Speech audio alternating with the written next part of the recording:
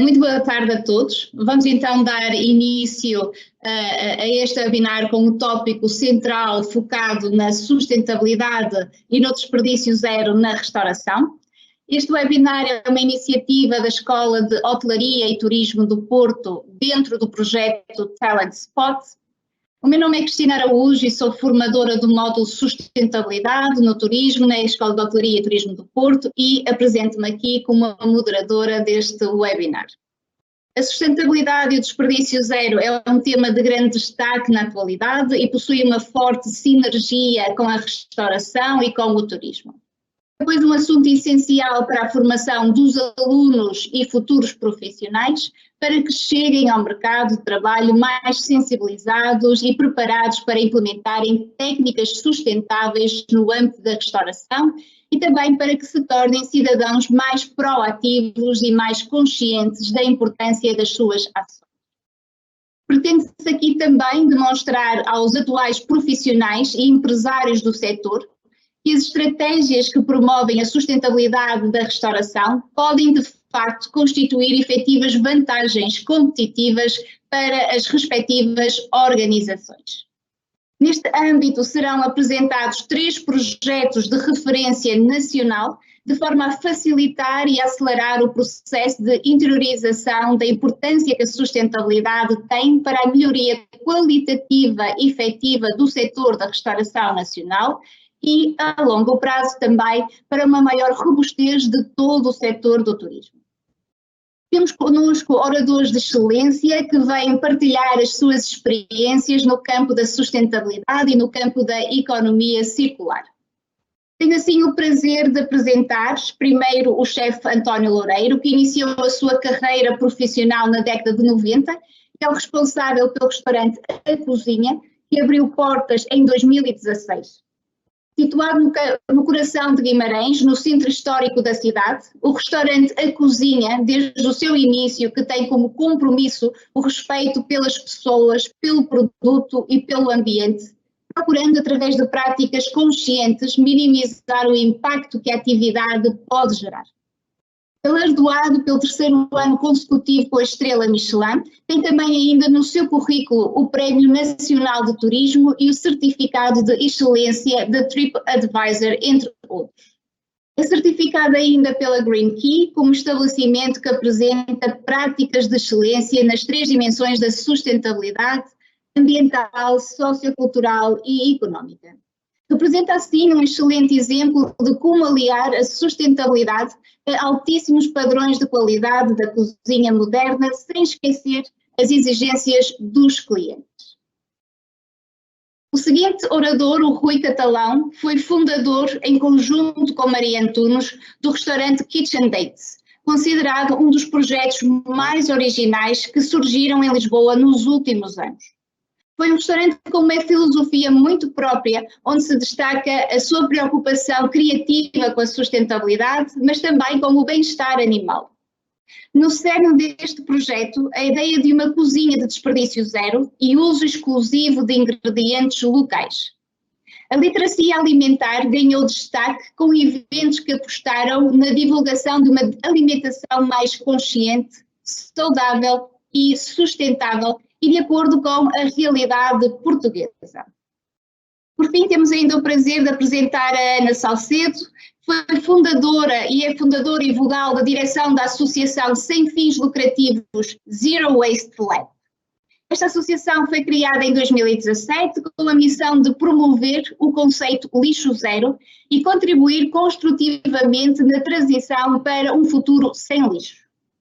A Zero Waste Lab tem uma abordagem holística em relação à problemática dos resíduos, procurando não só desenvolver estratégias e ações educativas e de sensibilização ambiental para mitigar a produção dos resíduos, mas também trabalhar com as pessoas num processo de participação regenerativa, onde a qualidade das relações humanas e o poder de influência de cada um tem ganho destaque, de forma a promover a mobilização dos seus pares e clientes num movimento coeso em prol do lixo zero. Após a apresentação, então, destes oradores, vou também dar a informação sobre as questões. Antes de iniciar as questões, informo então que no final das intervenções haverá espaço para perguntas e respostas, pelo que vos peço que coloquem as vossas questões no espaço apropriado para este fim, ou seja, no chat, e indiquem o orador ao qual estão a solicitar a questão. Na eventualidade de nem todas as questões serem respondidas devido à gestão de tempo, pedimos desde já as nossas desculpas.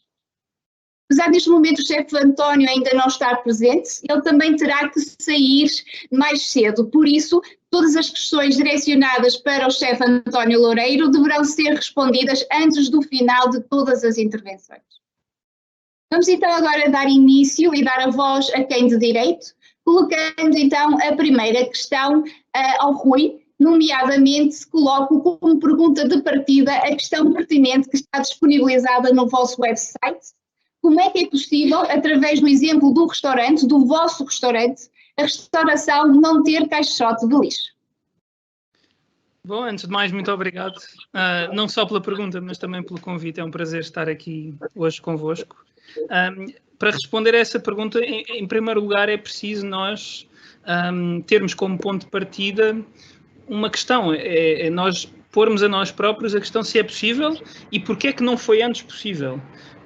E a resposta a isso, se nós refletirmos um bocado sobre o assunto, está tão simplesmente no facto de nunca termos tentado. E se nunca tentarmos, nunca vamos conseguir, não é? Então o que nós fizemos foi, nós partimos de um ponto em que não tínhamos rigorosamente nada a ver com a restauração.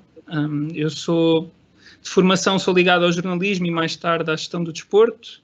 A Maria é ligada precisamente à área do turismo e da hotelaria, não na parte de restauração propriamente dita, mas começámos a organizar eventos em nossa casa, já com esta filosofia por trás, e um dia surgiu de facto a ideia de avançarmos para um espaço maior, que para todos os efeitos seria um restaurante, mas que nós nunca quisemos chamar pura e simplesmente restaurante.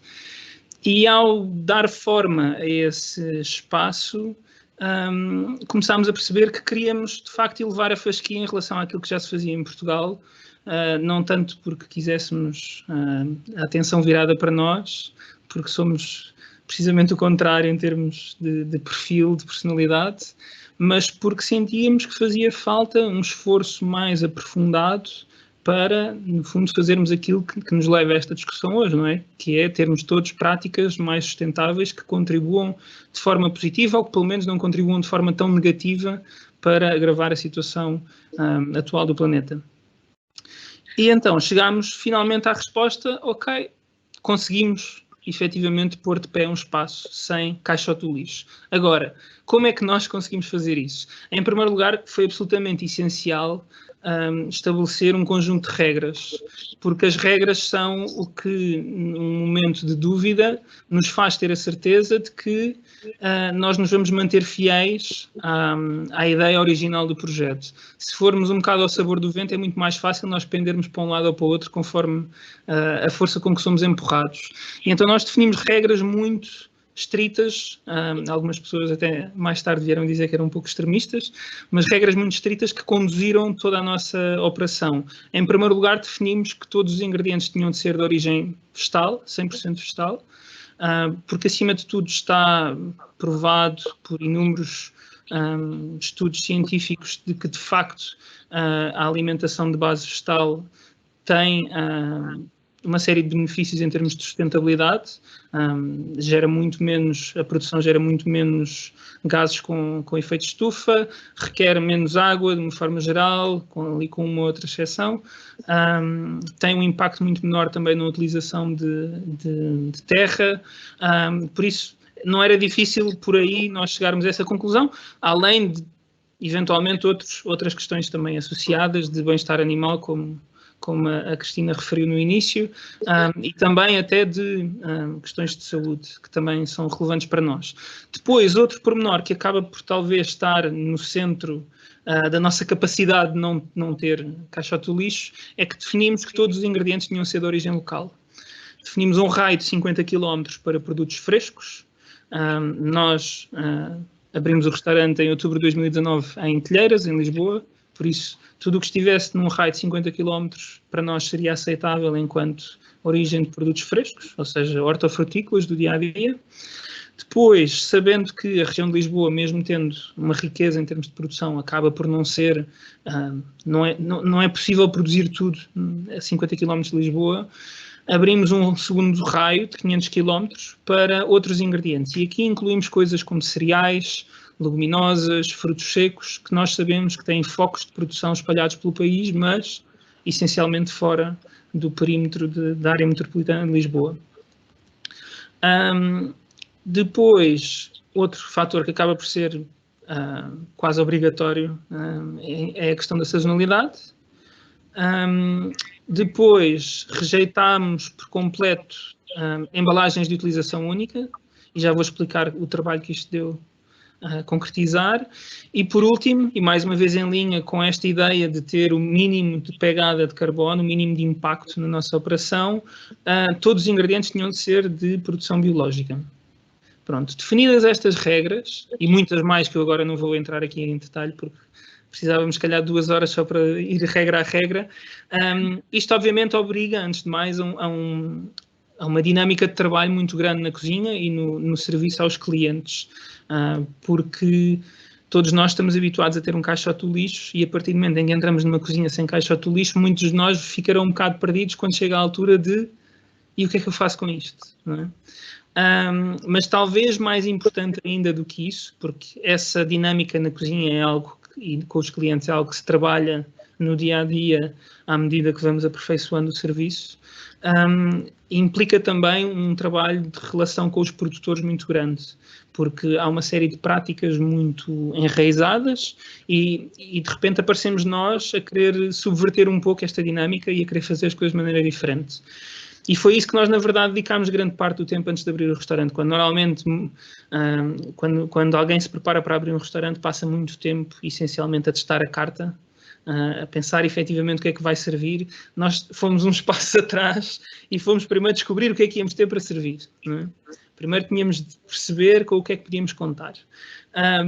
Sabíamos que num restaurante convencional, e digo convencional em todos os sentidos, ou seja, pensando no restaurante mais típico na forma de operar em Portugal, grande parte do desperdício vem logo agarrado aos próprios ingredientes, não é? São os ingredientes que vêm embalados, são as embalagens que vêm embaladas para não se estragar nada no percurso até ao restaurante. E isso acontece essencialmente porque grande parte dos restaurantes, ou a esmagadora maioria dos restaurantes, trabalha com distribuidores, com fornecedores que, diria uma meia dúzia talvez, que asseguram todas as necessidades que possam ter, tanto de comida como de bebida. E nós sabemos que quanto mais intermediários nós temos pelo meio, mais lixo é gerado, porque maior necessidade há de garantir esta suposta qualidade em toda a cadeia. Pronto. Sabíamos por isso que para concretizar esta ideia tínhamos de romper por completo com esta lógica. E romper com esta lógica é por isso simplesmente ir bater à porta diretamente dos produtores. Pronto. Tendo definido estas regras que nós definimos, ou seja, como não íamos buscar os ingredientes assim tão longe, também não era nada de absolutamente impossível de concretizar. Mas, de facto, o que nós fizemos foi andar à procura desses produtores, fizemos quilómetros e quilómetros pelo país para descobrir esses produtores, porque, na verdade, chegámos a essa conclusão, é muito difícil encontrá-los. Ou seja, há aqueles que já estão nos mercados biológicos, ou que já têm alguma popularidade em termos de distribuição de cabazes, por exemplo, e esses são mais visíveis, mas esses também asseguram uma variedade ainda assim relativamente pequena de ingredientes. E nós, na verdade, esses já conhecíamos, já trabalhávamos com eles nos eventos que fazíamos, nós começámos por fazer eventos a partir de nossa casa, a ideia era juntar estranhos à volta de uma mesa para partilhar uma refeição. E por isso tínhamos isso como ponto de partida. Depois passámos centenas e centenas de horas na internet à procura de todas as formas que possam imaginar, e aqui foi útil a minha formação em jornalismo, porque a parte de pesquisa acabou por ser bastante, acabou por consumir bastante tempo, mas entramos em contacto com todo o tipo de entidades, juntas de freguesia, câmaras municipais, associações de produtores, cooperativas, cafés centrais da aldeia, por aí fora.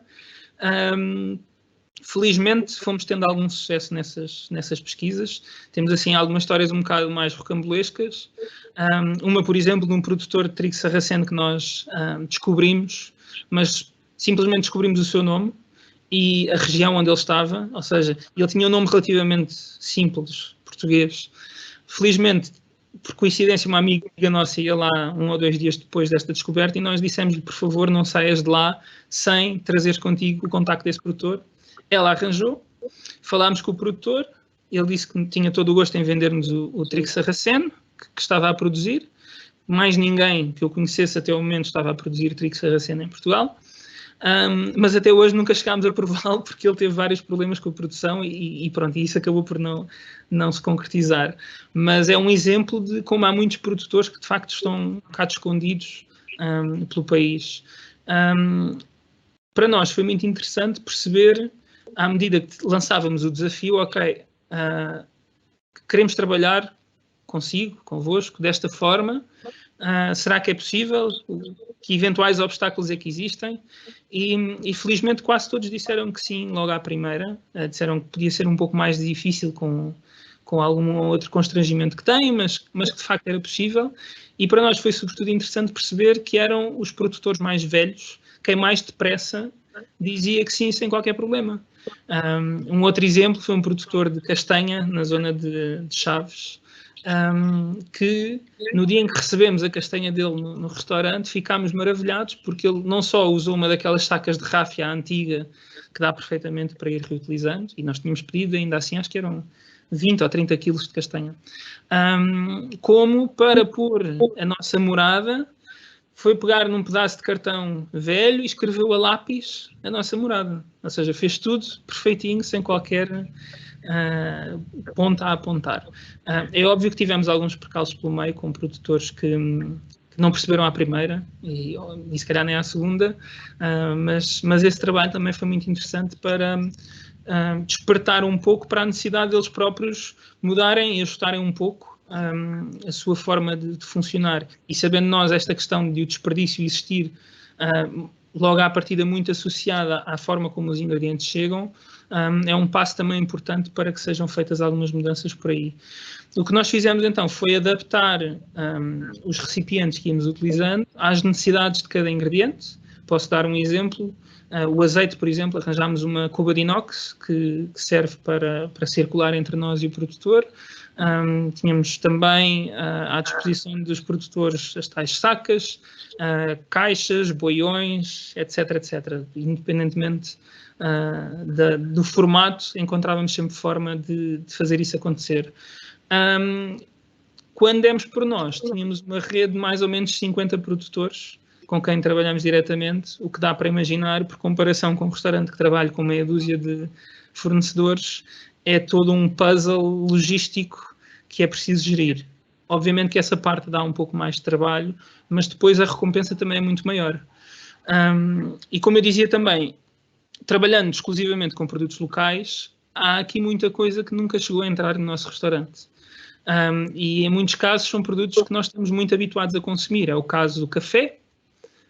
Tudo bem, há a produção nacional de café nos Açores, mas não sei se toda a gente tem a noção disso. Os Açores não são exatamente aqui ao lado, e o transporte dos Açores para cá tem os seus impactos também associados, e como tal optámos por não ter café. Não temos cacau, banana, aplica-se a mesma questão, não é? Temos banana nas ilhas, mas não há cá no continente. Com uma ou outra exceção, encontramos banana no Algarve, por exemplo. Caju, coco, especiarias, por exemplo, é outra coisa que estamos todos habituados a produzir, a consumir, mas que cá não existe. E no fundo foi necessário um esforço de adaptação da nossa própria forma de cozinhar e de conceber os menus para responder àquilo que de facto existia em Portugal.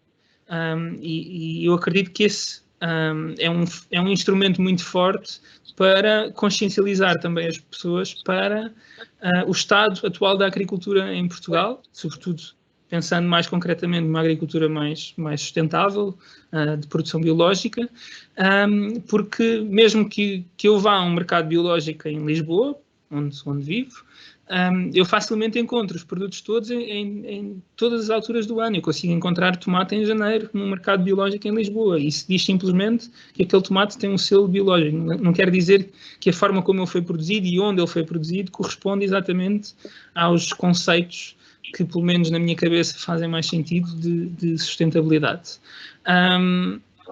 Queríamos, obviamente, fazer esse esforço de sensibilizar os consumidores, mostrar e estimular a procura que possa vir a crescer destes produtos para que mais produtores sigam este caminho e também, obviamente, incentivar outros negócios a seguir as nossas pisadas e ir mais além nesse compromisso com a sustentabilidade. Falta aqui explicar, obviamente, como é que se executa a parte prática de chegar ao fim de uma mise en place ou de chegar ao fim de um serviço e o que é que acontece àquilo que efetivamente possa sobrar. Na verdade, nunca nos sobrou grande coisa, porque tanto na mise en place como no serviço já fazíamos um trabalho muito eficiente em termos de quantidades, de aproveitamento e reaproveitamento de ingredientes, mas depois a peça fundamental para fechar este ciclo, e obviamente falando de um projeto de economia circular, é que nós pusemos uma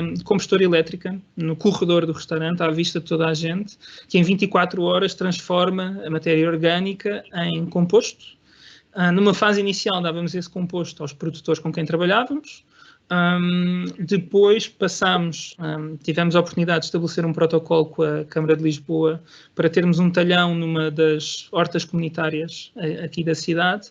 Passámos a encaminhar esse composto para a horta.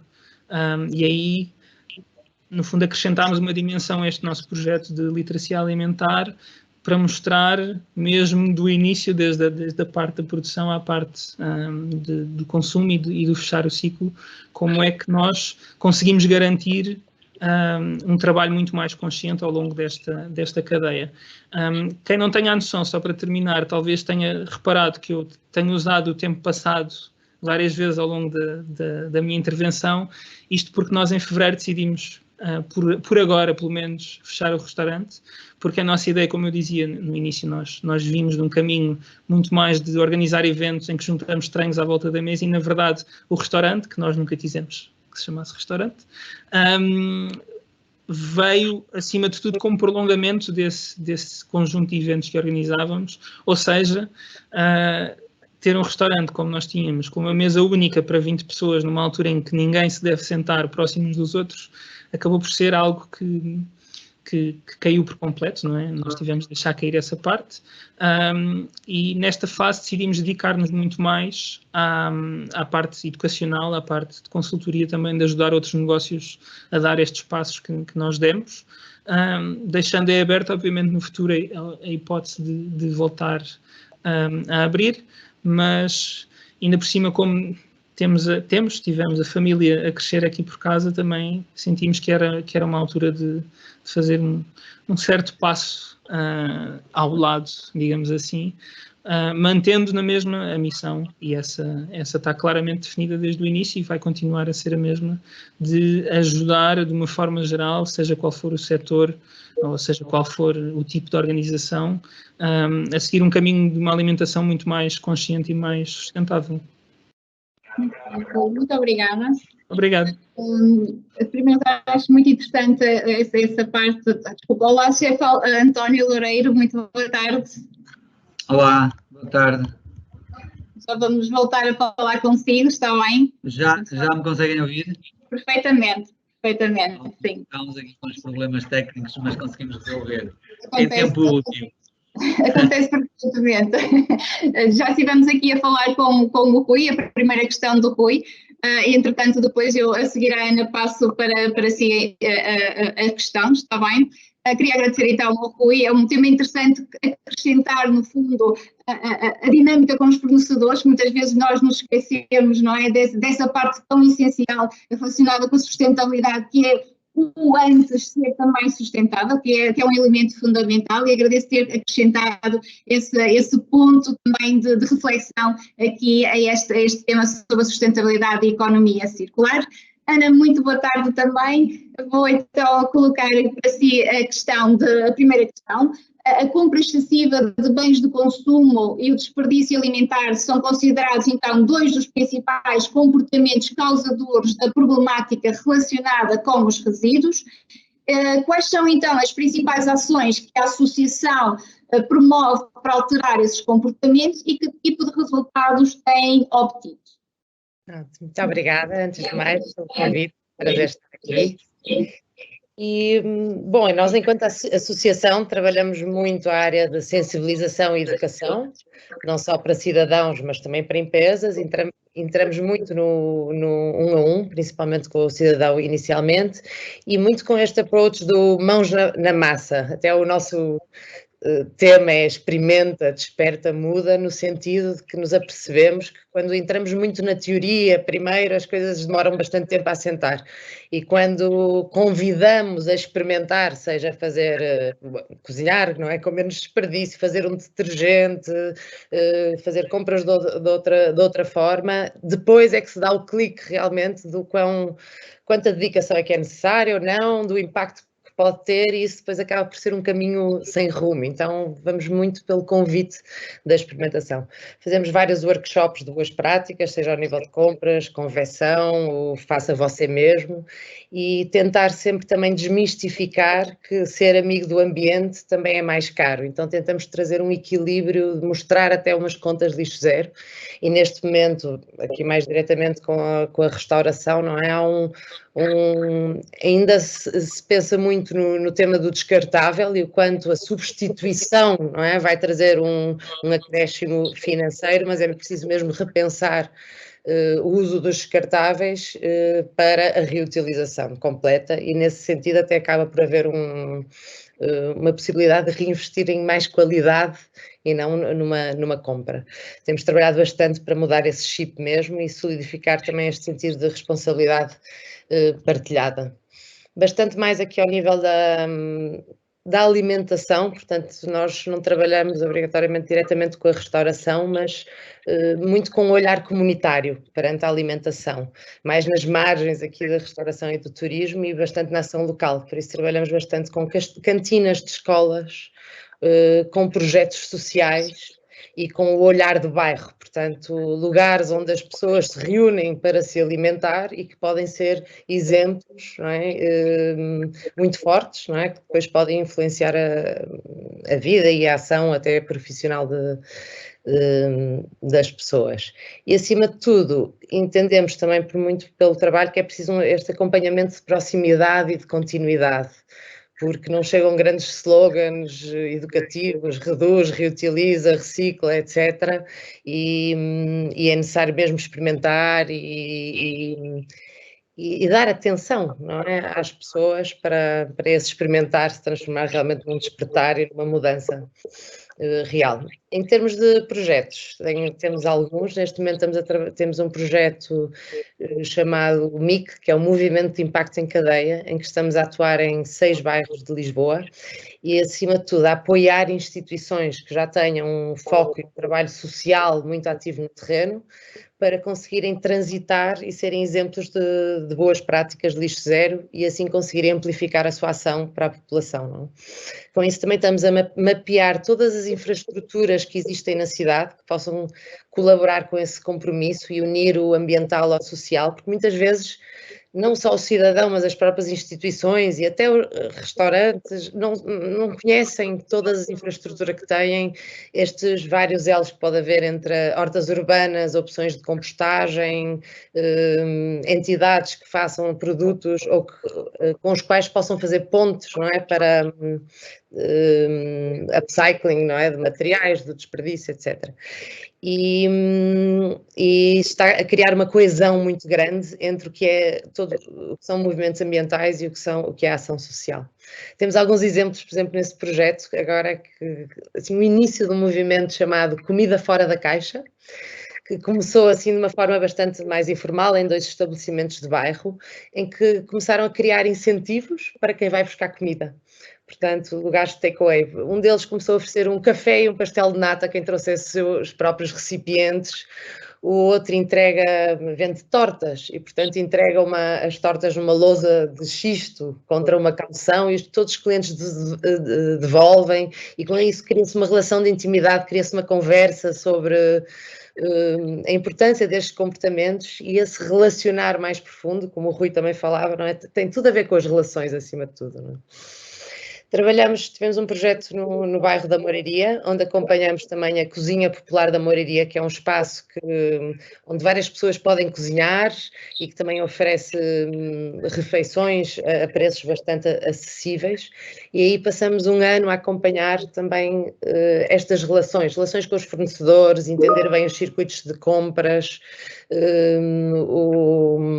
como é que poderíamos diminuir na própria confecção dos alimentos, não é? O desperdício. Portanto, tentar fazer uma monitorização e uma abertura de consciência para os vários pontos de contacto onde se pode repensar o desperdício. Foi uma aprendizagem muito interessante e que nos levou depois para um outro projeto, porque acabou por haver um envolvimento das escolas do bairro muito fortes, e nós acabamos por formar um projeto chamado Academia Lixo Zero, onde trabalhamos o ecossistema escola. E este trabalho foi feito muito além do trabalho pedagógico, portanto, em sala de aula, de educação para os miúdos, e também em termos de formação dos professores, mas desenvolvemos para 13 escolas ferramentas de diagnóstico e de planos de lixo zero. E aqui, em muitas escolas, as cantinas têm um peso muito forte.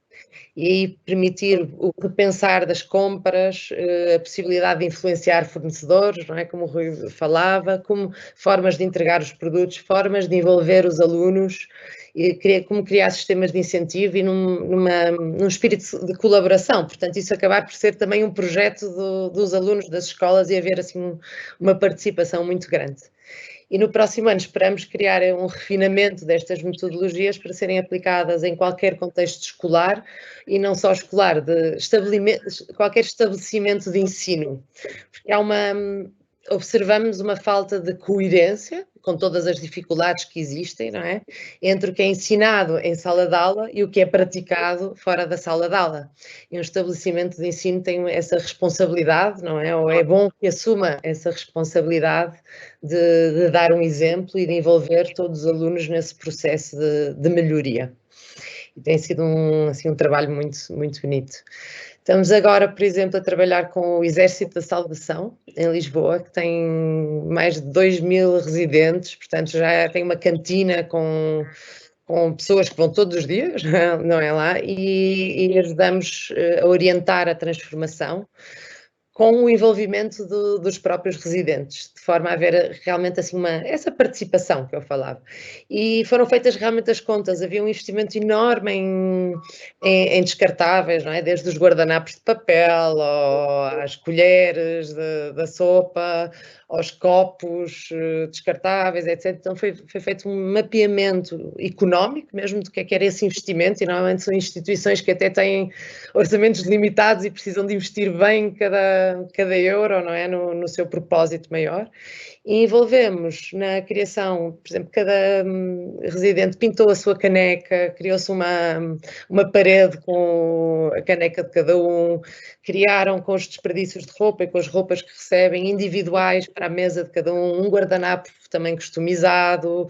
Portanto, todas essas pequenas mudanças, mas que depois refletem não só num orgulho próprio e num sentido de cuidar do que cada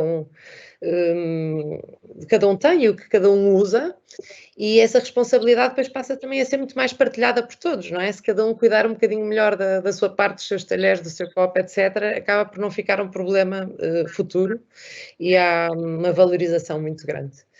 E assim, por fim, também, agora isto a título mais pessoal, não só também a associação, o meu marido é fornecedor de restaurantes, portanto, de produtos biológicos, agrícolas, e, portanto, também tem um envolvimento direto nesta forma de entregar os produtos sem plásticos, sem embalagens aos restaurantes, e repensar estes modelos de reutilização.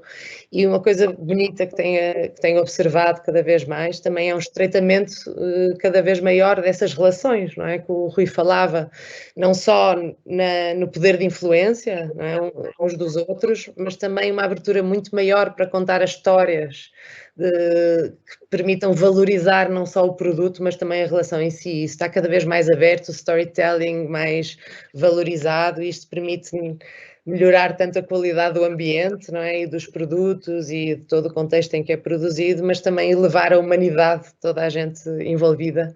E, portanto, nesta diversidade temos assim atuado em várias frentes, e um gosto enorme. Muito bem, Mana, muito obrigada. É importante haver essa noção da parceria, não é? Falar de trabalho em rede, não ficarmos muito no nosso caminho, só no nosso caminho, mas sim no caminho que é de todos. Um faz a diferença, mas todos fazemos muito mais.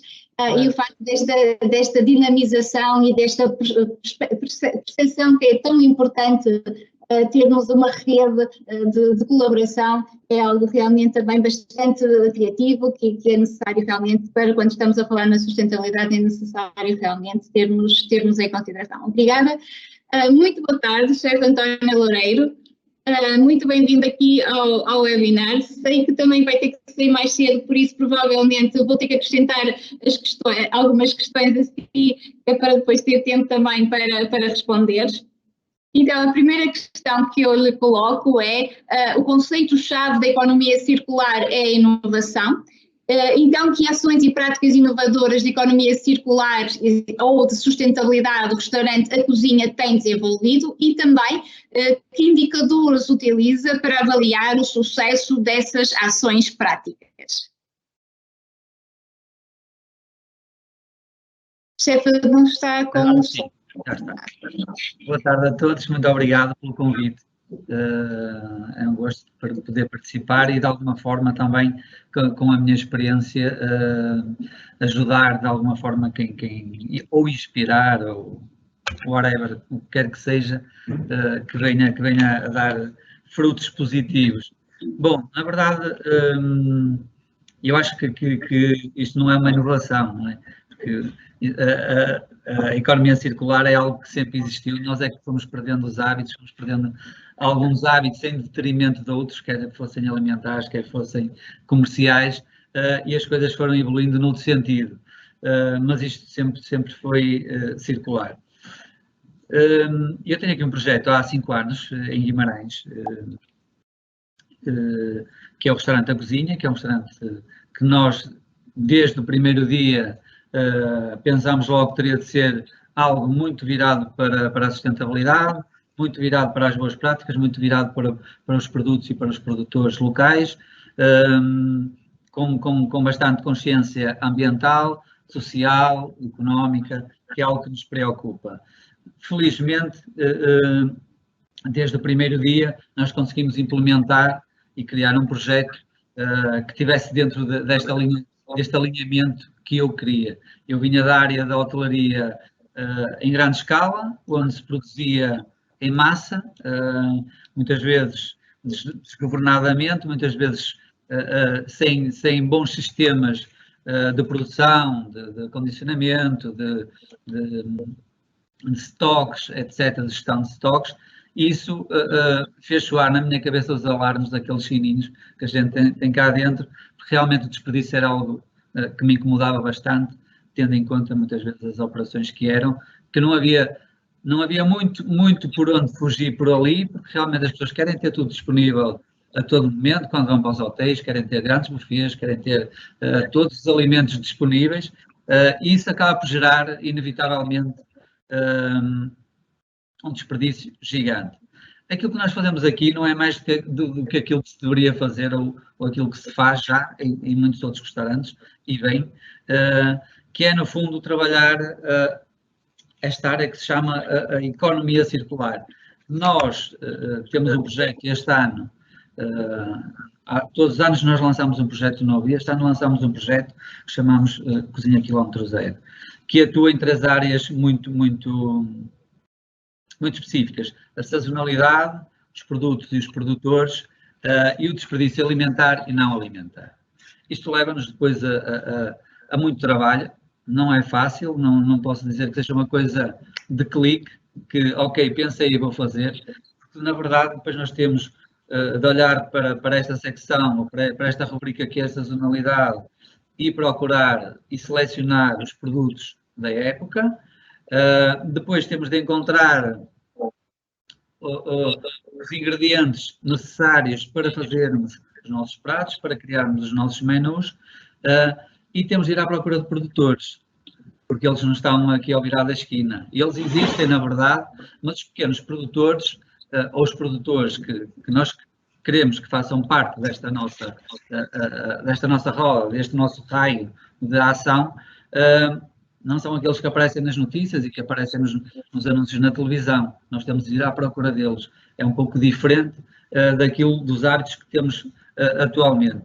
E depois de os encontrarmos, nós vamos ter de falar com eles, de perceber que tipo de produto é que eles têm, testar os produtos, ver se eles realmente servem para aquilo que a gente pretende e perceber se vai haver escala.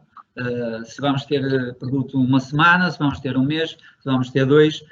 E isto, quando se trabalha a sazonalidade, obriga-nos a ser mais criativos, obriga-nos a pensar mais, obriga-nos de alguma forma a ter sempre plano B e plano C. Porque de repente, se o tempo muda, as produções muitas vezes, e nós damos preferência a produtores de produtos biológicos em modo biológico ou natural, ou o mais natural possível, ou biodinâmico, mas sabemos que este tipo de produções depende da natureza, depende da mãe natureza, depende do tempo, depende se vem sol, amadurece e tudo vai correr bem, se vem granizo cai abaixo, se vem chuva pode apodrecer. Isto acaba por nos criar aqui alguns desafios, mas isto também é bom para nós, porque nós gostamos. Eu acho que nós cozinheiros, e não só, sem querer aqui elitizar esta profissão, somos pessoas que gostamos de desafios, a maioria de nós. E depois damos início aqui a um processo criativo. E nesse processo criativo entra a última rubrica que nós estamos a trabalhar, que é o desperdício alimentar e o não alimentar. Nós sempre tivemos, desde o primeiro dia, sistemas e estratégias que nos ajudam a ter uma cozinha mais sustentável. No entanto, nós temos sempre de tentar potencializar o produto ao máximo. O que é que eu quero dizer com isto? Que nós, ao identificarmos um produto, nós sabemos que aquele produto vai fazer parte de um determinado prato e vamos tentar retirar dele o máximo que pudermos. Mas, no entanto, muitas vezes, e neste tipo de cozinha que nós trabalhamos, há aqui, às vezes, umas mariquices. A gente gosta de cortes muito definidos, muito direitinhos, muito quadradinhos, não sei o quê. Isto gera sempre algum desperdício. E é aqui que nós temos de pensar como é que nós vamos potenciar este produto para que não se gere desperdício e transformá-lo não em subprodutos, mas colocá-los noutros pratos, de outras formas, ou com texturas diferentes, ou com sabores diferentes. Quando fechamos este ciclo destas 3 rubricas, depois temos de validar o processo produtivo e arranjar uma estratégia para que, simultaneamente, não se use demasiado plástico, não se use demasiada energia, não se use demasiada água, ou seja, há aqui um sem número de coisas que nós temos em consideração. Temos, por outro lado, também produzimos um relatório ambiental, de sustentabilidade, dentro do próprio restaurante, onde medimos todas estas rubricas, onde medimos tudo aquilo que fazemos em termos energéticos, quantos sacos de lixo é que gastamos, sabemos que temos o nosso processo produtivo é maior na parte da manhã, usamos uns sacos de lixo maiores para a parte da manhã, usamos uns sacos de lixo mais pequenos para a parte da tarde, porque já vamos produzir menos lixo, e então temos aqui um sem número de medidas que vamos checando e vamos validando à medida que vamos fazendo as coisas. Lógico que o restaurante desperdício zero é quase um mito, não é algo que seja quase execuível. Há muita gente que diz, e tal, o meu restaurante é desperdício zero.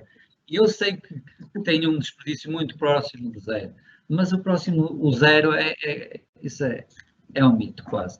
Mas pronto, vale o que vale. Mas, no entanto, eu sei que chego ao fim do dia e que olho e não tenho desperdício nenhum, e eu não tenho comida para deitar fora. Eu sei que tudo aquilo que nós fazemos, todos os legumes que usamos, todas as proteínas que usamos, nós retiramos o máximo delas. E, por isso, ao trabalharmos os produtos sazonais, os produtos autóctonos e os produtos locais, com este projeto que nós temos agora, a qual um dos menus tem quase todos os pratos com produtos só daqui do concelho de Guimarães e com mais alguns ingredientes que conseguimos arranjar num raio de 50 km. Eu não quero parecer com extremista porque eu não sou. Eu recorro também a produtos de todo o país e alguns até, inclusive, do estrangeiro. Mas, cada vez mais, a nossa filosofia vai no sentido da economia circular e de tentarmos rentabilizar ao máximo e promover ao máximo os nossos produtores, o nosso produto, os nossos produtos endógenos, os nossos produtos de estação, que é aquilo que toda a gente podia fazer, porque na realidade é quando eles estão melhores, é quando estão mais acessíveis, porque sabemos que agora há ervilha de quebrar, eu arranjo a ervilha de quebrar com facilidade. Se há feijão, há tomate, há pimenta, há pepino, há um sem número de coisas que eu agora sei que vou arranjar facilmente. Não só vou arranjar facilmente, vou comprá-los, se calhar, a um preço muito mais interessante e, por outro lado, vou utilizar um produto que está no seu expoente máximo, que está com o seu máximo sabor. E, no fundo, isto acaba por fazer a diferença. Quando nós pensamos que a sustentabilidade fica mais cara, não fica. Não fica porque, se nós pensarmos que tudo aquilo que nós, todos estes itens que nós, ao longo do tempo, vamos monitorizando e vamos afinando, é dinheiro que estamos a recuperar para nós. Ou seja, se não deitarmos nada para o lixo ou quase nada, é dinheiro. Cada quilo de cascas de batatas ou de cenouras ou do que for, ou pedaços ou aparas ou o que for, é dinheiro que eu estou a pôr fora. Toda a energia que eu gasto a mais, água, plástico, etc., é dinheiro que eu estou a gastar desnecessariamente. Isto ajuda-nos também a equilibrar aqui a balança financeira. E aqui entra também um pouco do que é a sustentabilidade financeira dentro dos negócios. Isto havia muito para dizer, mas o melhor é passarmos a outra questão, senão ficamos aqui. Temas bastante interessantes, tocou em alguns pontos importantes. A primeira realmente é o próprio programa em si, o facto da sazonalidade como um ponto fundamental quando estamos a trabalhar na restauração, e também outro ponto que é muito importante e que às vezes é colocado um pouco em desequilíbrio a nível da própria economia, como a Ana também já tinha referido, a sustentabilidade não fica mais cara, é preciso refletir nas melhores formas de utilizar para garantir que tal não aconteça. Vou continuar então com o chefe, colocando a segunda questão. A sustentabilidade e a economia circular também são encaradas na sua dimensão económica, e já falou um pouco sobre isso, não só a nível de poupança, mas também como vantagem competitiva. Para alcançar essa vantagem competitiva é necessário saber comunicar também as próprias práticas de sustentabilidade. Então, de que forma é feita essa comunicação pelo restaurante e qual é o feedback que é percepcionado relativamente aos clientes?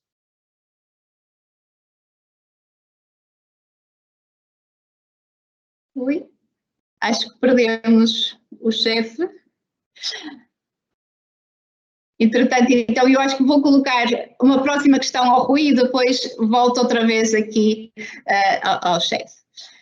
Muito bem, Rui, vamos continuar então, dada a vivência na Holanda que teve, quais as diferenças que existem entre esse país e Portugal em termos de práticas de economia circular e práticas de sustentabilidade a nível de restauração, mas também de sensibilidade dos colaboradores, dos clientes, dos parceiros de negócio. E se vê realmente uma mudança significativa na própria sociedade portuguesa. Rui, está sem microfone. Agora sim. Agora sim. Tendo em conta que bom, eu vivi na Holanda entre 2013 e 2017, entretanto regressei em 2017 a Portugal. O que eu pude constatar nesses anos que estive a viver em Amsterdão foi que, sendo a sociedade holandesa uma sociedade muito orientada para a eficiência, é um dos valores fundamentais para qualquer holandês, sobretudo na sua esfera mais profissional. É natural que eles tenham procurado já há algum tempo formas de tornar toda esta cadeia muito mais eficiente, desde logo na produção, e nós vemos, o que não quer dizer que seja necessariamente um bom exemplo, mas que nós vemos que muitas das maiores inovações em termos de agricultura surgem na Holanda, inclusive as estufas de maior dimensão, mais avançadas tecnologicamente, estão em muitos casos na Holanda. E depois há também, isso acaba por, toda essa ideia acaba por permear a sociedade de uma forma geral. O que eu posso dizer é que na altura já havia uma consciência maior, quase até do que aquilo que encontro hoje em dia, em 2021 em Portugal, no que diz respeito ao consumo de produtos biológicos, ao consumo mais de base vegetal, por muito que também na cultura holandesa muitos dos pratos mais típicos sejam pratos simples de carne e vegetais, como nós temos muitos também na nossa cultura, havia já uma predisposição muito maior e uma consciência muito maior para o consumo mais maciço, digamos assim, de vegetais, como grande foco na alimentação. E um exemplo que eu pude constatar também disso é que eu não me lembro praticamente de um restaurante em que eu tenha entrado e que não houvesse pelo menos 1, 2, 3 opções 100% vegetais no menu, que é uma coisa que em Portugal só agora é que começa a ganhar mais tração, ou seja, falando não de restaurantes já 100% vegetais ou pelo menos vegetarianos, mas num restaurante tradicional, como nós temos centenas, milhares em Portugal, que tenha uma opção sólida, não é uma opção para desenrascar, como eu já vi em muitos casos, de uma salada de alface, tomate e cenoura e pronto, e está resolvido o assunto, não é? Mas opções muito bem pensadas com consciência e que de facto deem valor a quem está no restaurante e está a consumir aquela refeição. Que foi algo que no regresso a Portugal eu não encontrei num primeiro momento. Sentia que havia um desfazamento muito, muito grande. Por outro lado, na Holanda, havendo essa tal obsessão com a eficiência, há, no entanto, uma grande desvantagem em termos de produção, porque é muito mais difícil produzir a variedade de produtos que nós conseguimos produzir com o clima que temos em Portugal e com as condições que temos no nosso país. E por isso grande parte daquilo que se consome na Holanda acaba por ser importado, sobretudo falando de fruta, por exemplo. É muito difícil encontrar fruta na Holanda que não seja pera e maçã, porque praticamente não existe. E isso faz com que, pelo menos nesse capítulo, a própria pegada dos holandeses acaba por se estender muito mais.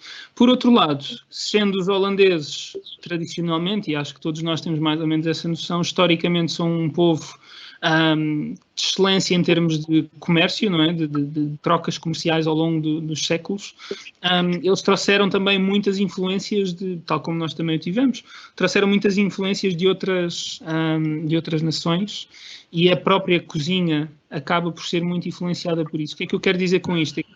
Há hoje em dia, provavelmente, por comparação com Portugal, uma dependência ainda maior de produtos que venham de fora,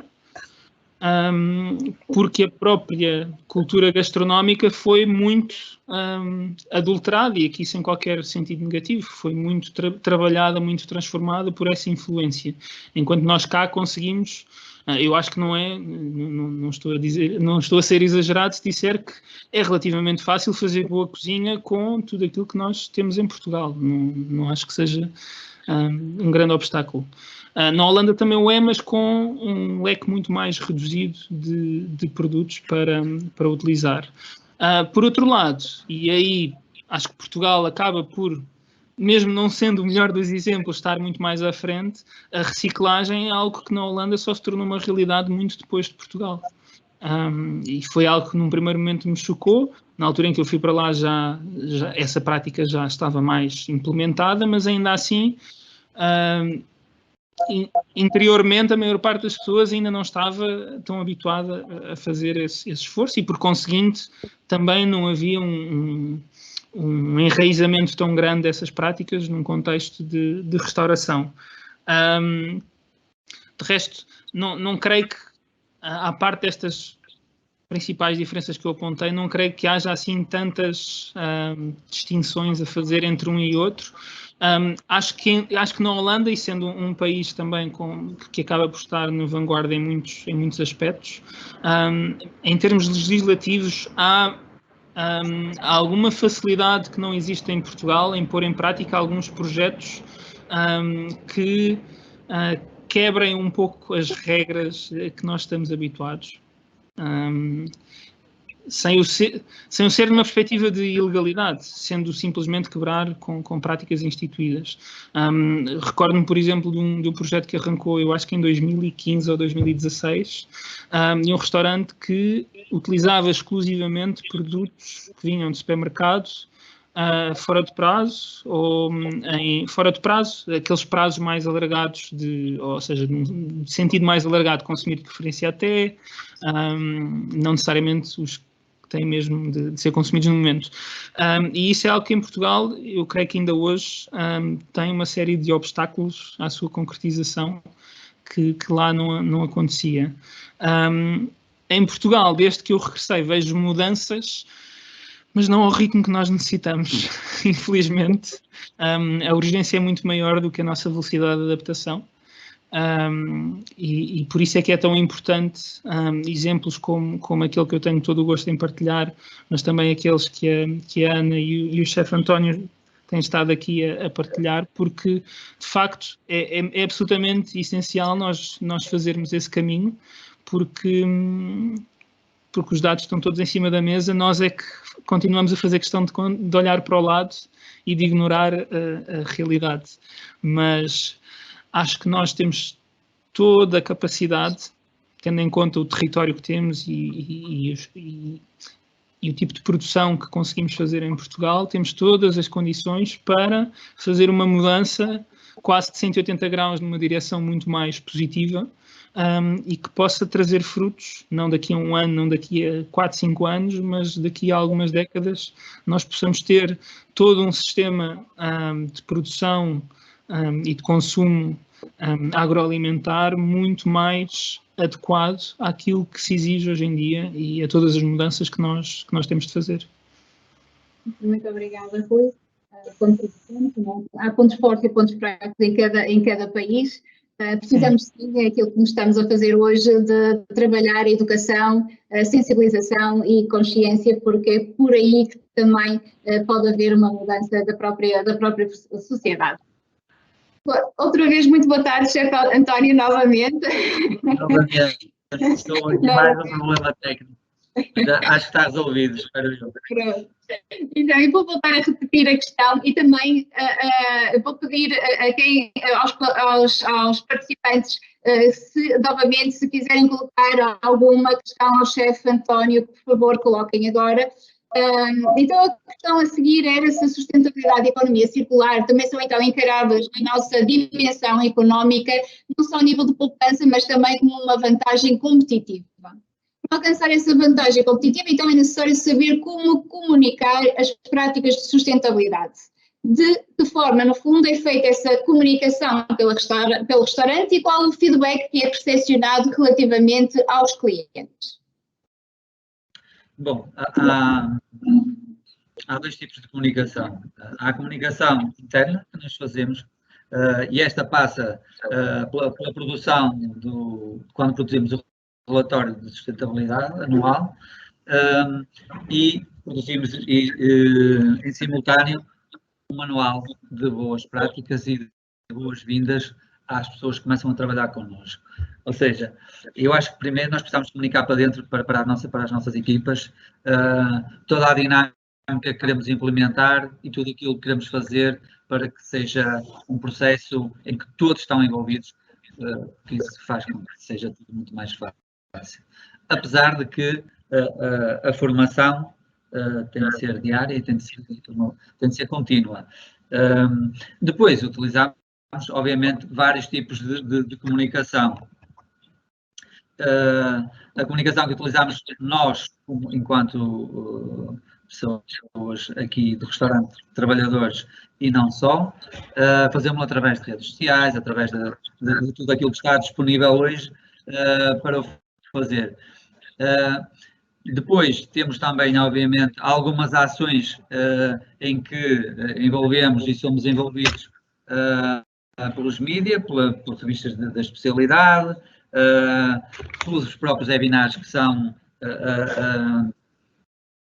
feitos por vocês, que acabam por dar aqui algo de bom para podermos comunicar.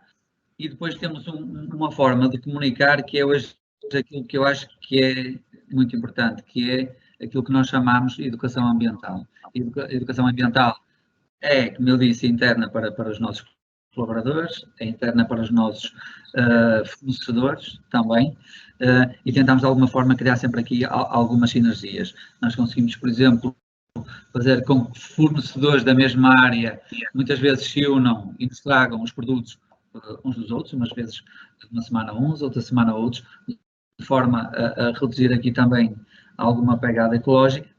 Mas aquilo que eu acho mais importante hoje é nós podermos comunicar quem são os nossos produtores, quem são as pessoas que produzem e que estão na linha da frente na produção primária e que nos trazem o produto quase diariamente ao restaurante, e passar essa informação diretamente para os nossos clientes. O que é que eu quero dizer com isto? É que hoje o storytelling é algo muito importante. Contar a história da avó e do tio e da panela e da taxa e da receita que se encontrou no armário e não sei o quê. Mas, para mim ainda, o mais importante é nós podermos identificar e promover junto dos clientes, de quem nos visita, de onde é que veio o produto, quem é que o fez, onde, como, em condições. Isso, para mim, é tão ou mais importante de contar uma história bonita sobre a receita em que nós nos inspiramos para fazer determinado prato. Isso também é interessante, isso também é bonito e faz parte da teatralidade que nós hoje produzimos para de alguma forma envolver os clientes na dinâmica daquilo que fazemos. Mas o mais importante que eu acho, e hoje nós temos este foco no indivíduo, na pessoa, é fazer chegar ao produtor qual é que é a nossa visão dentro da cozinha, dentro da nossa área, obviamente, qual é que é, quem é que nos ajuda a fazer isto, quem é que nos traz o produto diariamente, porque acho que essa mensagem direta é muito mais eficaz do que aquela que muitas vezes nós fazemos quando contamos aquelas histórias todas bonitas e floreadas. É importante ao ponto de explicar muitas vezes às pessoas como é que nós fazemos aquilo. Ou seja, há muita gente que compra, sei lá, espargos e não sabe confeccionar. Há muita gente que hoje vem a um restaurante e come um prato de inspiração tradicional com produtos da estação, como ervilhas tortas, por exemplo, e não as sabe confeccionar, porque deixaram de as confeccionar há 30 anos, as mães deles, quando saíram de casa das mães ou dos pais, e hoje não as sabem fazer, não sabem como é que vão fazer isto. Ou seja, a educação, aquilo que eu chamo de educação ambiental, que no fundo é tudo isto, é conseguir não só informar as pessoas daquilo que fazemos, mas ao mesmo tempo poder ajudá-las e poder inspirá-las, tentar inspirá-las a consumir produtos da estação, a consumir produtos autóctonos e a consumir produtos de fornecedores locais. Tudo isto vai acabar por valorizar o nosso trabalho e o trabalho dos produtores, que é aquilo que neste momento nos interessa com este tipo de projetos que nós vamos lançando anualmente, e este ano no qual estamos muito focados no quilómetro zero. Temos um menu em que vai encontrar aqui coelho, vai encontrar galo, vai encontrar cavala, que é um peixe todo o ano da nossa costa e que não é um peixe digamos que é um peixe que ainda está dentro das cotas de sustentabilidade, se bem que falarmos de sustentabilidade na pesca é um pouco arriscado e um pouco polémico. Digo eu, tirando aqueles senhores que a gente conhece aqui na Apulia, em Esposende, que vão no seu barquinho fazer a sua pesca artesanal diária, que eu esses penso que não criam moça ao oceano, não fazem qualquer tipo de dano. Tudo o resto parece-me que é pouco sustentável, mas vale o que vale, os selos valem para muita coisa e vai-se continuar a colocar selos em muita coisa. Mas aquilo que é importante para nós, e aquilo que eu chamo hoje de comunicação, a sustentabilidade não é algo de que nós necessitemos para ganhar dinheiro. Ou seja, não precisamos andar sempre com a bandeirinha da sustentabilidade no ar a dizer ei, sou maior, eu é que sou o tipo fixe da sustentabilidade. Não, eu acho que nós devemos fazer, aplicar, demonstrar, formar os nossos colaboradores, dar formação diária e monitorizar o ano todo aquilo que estamos a fazer, se estamos a fazer bem, se estamos a fazer mal, que resultados é que estamos a ter, se vai valer a pena. Valer vale sempre a pena. Agora, temos é de o fazer bem, praticar e fazer bem, não é só dizer eu faço, eu sou maior, eu sou espetacular, porque isso de facto, a sustentabilidade, assim como outros temas atuais, acabam sempre por ser um bom plano de marketing para aumentar as vendas, mas no nosso caso, como eu disse, há 5 anos eu deixei de trabalhar para outras pessoas, passei a trabalhar para mim próprio e defini aquilo que queria para mim, para o meu restaurante, para as pessoas que trabalham comigo, de uma forma muito, penso eu, assertiva, e fizemos um plano de negócios que comunicámos e que dissemos que isto é o que nós vamos fazer nos próximos tempos. E ao fim de 2 anos conseguimos algum reconhecimento nesse sentido. Não é que a gente, lá está, não é que a gente tenha de trabalhar para receber prémios, eu não trabalho para receber prémios. Mas se eles vierem, é fantástico, eu adoro receber prémios. Fico todo contente, a equipa fica contente, é mais uma forma de comunicar aquilo que nós estamos a fazer e de alguma forma poder inspirar outros a fazer o mesmo. E durante estes 5 anos o nosso caminho tem vindo a ser trilhado e a ser traçado. Temos traçado objetivos todos os anos e todos os anos conseguimos atingir esses objetivos, o que é para nós uma alegria imensa em todas as áreas, ou na maior parte das áreas em que atuamos, estas da sustentabilidade, que tem a ver com a sustentabilidade ambiental e com a nossa consciência ambiental, mas depois a sustentabilidade social, a sustentabilidade financeira, que também é importante, porque no fundo, se eu ganho mais dinheiro, eu consigo distribuir mais lucros, consigo contratar mais pessoas, consigo dar melhores condições a quem trabalha comigo, e isso é o mais importante. Eu já não tenho ilusões de ficar milionário com o negócio. Atenção, que eu já ando nisto há 30 anos, sei perfeitamente como é que funciona esta indústria da restauração e da hotelaria.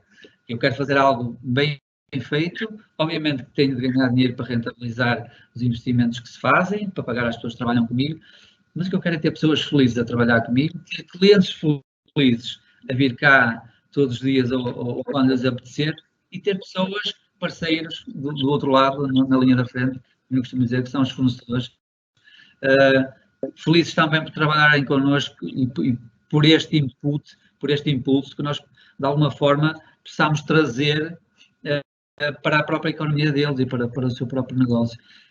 Felizmente, nos últimos anos têm crescido, muitos, têm aparecido mais, mas penso que também, cada vez mais, o foco da sustentabilidade está a aumentar e cada vez há mais pessoas a consumir. E nós vimos isso durante a pandemia, em que provavelmente os hipermercados perderam clientes ou ganharam de outras formas, e os pequenos produtores foram crescendo com muito agrado, eu e de outras pessoas, porque realmente estavam muito na sombra antigamente, e hoje já não. Hoje os produtores que produzem produtos interessantes, bons, em modo biológico ou não, ou mais natural possível, têm hoje já um destaque que lhes é merecido já há muito tempo. Por isso, a forma de comunicar, nós podemos comunicar de muitas maneiras, mas eu acho que aquela que é mais eficaz é colocar nas pessoas que cá vêm todos os dias o melhor produto, trabalhado da melhor forma e com o menor impacto possível. E transmitir isso às pessoas que vêm cá, fazer-lhes entender e ajudá-los e ensiná-los de alguma forma, inspirá-los a que possam fazer o mesmo, porque o problema não está só na restauração, o problema não está só na hotelaria, o problema está nas nossas casas, muitas vezes, em que temos o frigorífico cheio, os armários cheios, de produtos a ficar fora de validade, a estragarem-se, uns porque compramos demais, outros porque provavelmente não sabemos o que é que devemos fazer com eles, e gera-se novamente desperdícios, perde-se novamente economia com isto. Por isso, esta é a minha visão também para a comunicação. Muito bem, então aqui no geral, então, esta comunicação que falou muito bem a nível da importância de falarmos com os próprios colaboradores, que às vezes nos esquecemos quando estamos a falar das práticas de sustentabilidade, e eles são elementos fundamentais para o sucesso dessas práticas. Importância também de comunicar os fornecedores, isto também numa perspectiva quando a Ana estava a falar de um trabalho também de rede, de parcerias, a importância de trabalharmos todos em prol do mesmo, que são elementos fundamentais. Eu vou fazer a última questão também aqui ao chefe António, porque obviamente tem a limitação do tempo e porque depois tem também aqui algumas questões que eu gostaria que, entretanto, também respondesse. Chefe António, então, a última questão para si. A Associação de Hotelaria, Restauração e Similares de Portugal, em colaboração com o Turismo de Portugal, desenvolveu o Guia de Boas Práticas para a Restauração Circular e Sustentável, que é uma ferramenta que visa potenciar a adoção de práticas sustentáveis no setor da restauração e similares. De acordo com a sua experiência profissional, quais são as principais barreiras percepcionadas que impedem esta mobilização a nível de empresários, colaboradores, clientes, em adotar então estas práticas no setor? Eu não percebi, acho que falhou aí a última parte, não percebi a pergunta. Então de acordo com a sua experiência profissional, quais são as barreiras, no fundo, que percepciona e que impede, no fundo, a mobilização dos empresários, dos colaboradores e dos clientes em adotar estas práticas no setor? Bom, eu acho que o setor da restauração e da hotelaria, principalmente o da restauração, é um tecido muito frágil e muito fragmentado. Pequenas empresas, pequenas e médias empresas, e na verdade não há grande associativismo nem há grande união dentro desta área. Eu acho que as grandes dificuldades mesmo começam na formação, em que a maior parte dos empresários não tem formação na área e ao não terem formação na área, têm informação numa área muito importante para eles, que é na área económica, em economia, e a economia não lida bem com este tipo de coisas, ou não lidava bem antes de perceber que a sustentabilidade também, com a sustentabilidade pode-se ganhar dinheiro. Eu acho que a maior barreira, para mim, existe é a falta de formação. As pessoas, quando não têm informação, não só veem barreiras em todo lado, veem resistência em todo lado, e o mais fácil será sempre procurar aquilo que, como eu costumo dizer, aquilo que está à mão de semear. É mais fácil eu ligar para um grossista e dizer, olha, ponha-me aqui uma caixa de laranja, do que estar a ir procurar um fornecedor e comprar eu 1 quilo ou 2 de laranja, ou ele vir cá trazer-me. Eu acho que dentro desta indústria, felizmente, que nos últimos anos teve um crescimento interessante, nós conseguimos de alguma forma colocar a cozinha portuguesa e o produto português interna e externamente muito bem classificados, muito bem posicionados no mercado, neste mercado do turismo, mas acho que falta muita formação e para mim esse é o ponto 1. É a grande barreira, é a formação, que eu acho que deve ser, em que nós devemos apostar cada vez mais. Eu não digo só eu digo as instituições, os governos, as autarquias, todas as pessoas ou todas as entidades têm de lutar para o mesmo lado. E como é um tecido muito frágil e muito fragmentado, em que, repara, é muito complicado falar sobre isto. Nós temos pessoas que sabem exatamente quanto é que custa um prato de comida e vendem-no pelo preço justo, e temos pessoas que não fazem ideia de quanto é que custa um prato de comida. E isto, só por aqui já dá para perceber o tipo de empresários, o tipo de profissionais que nós temos. Nós não só precisamos de profissionalizar cada vez mais esta área, esta indústria, mas simultaneamente acho que se deviam criar equipamentos necessários para conseguirmos filtrar quem investe na área da restauração e da hotelaria, de forma a que quem entra nesta área entre e saiba como entrar, porque há muitos países, e como disse há bocado, há muitos países em que as regras são totalmente diferentes, em que para se ter um restaurante tem de se ter formação, tem de se ter um sem número de critérios que têm de ser preenchidos. Em Portugal não. Em Portugal qualquer pessoa abre um restaurante, abre as portas e serve comida boa ou má, bem ou mal confeccionada. Muitas vezes lidamos com saúde pública, se estivermos a pensar bem, não é? Se eu não servir os meus produtos nas melhores condições, eu posso infectar pessoas, posso pôr pessoas doentes, posso mandá-las para o hospital, há um sem número de coisas que podem correr mal. Mas em Portugal isso não existe. Em Portugal qualquer pessoa, de qualquer ramo, bem ele de onde vier, pode dizer, ok, eu vou abrir o restaurante. É justo, democraticamente é justo. Mas, por exemplo, eu não posso abrir uma farmácia, se quiser. Não é? Eu não posso abrir alguns negócios. Se formos para a Espanha, já é diferente. Por isso, acho que há coisas que deveriam ser pensadas e repensadas, mas eu acho que a grande base é a formação mesmo. Falta muita formação ao nível empresarial, principalmente ao nível empresarial. Muito obrigada. Eu sei que o chefe de FNP tem muita, agora já está mesmo no limite do seu tempo. Eu só ia lhe pedir, e vou juntar duas questões. Há aqui algumas, eu peço desculpa ao público por não poder realmente colocar todas, mas realmente há aqui uma gestão de tempo do chefe de auditório e também nossa que não nos limita nesse campo. E vou então só juntar duas perguntas numa só, que são práticas basicamente.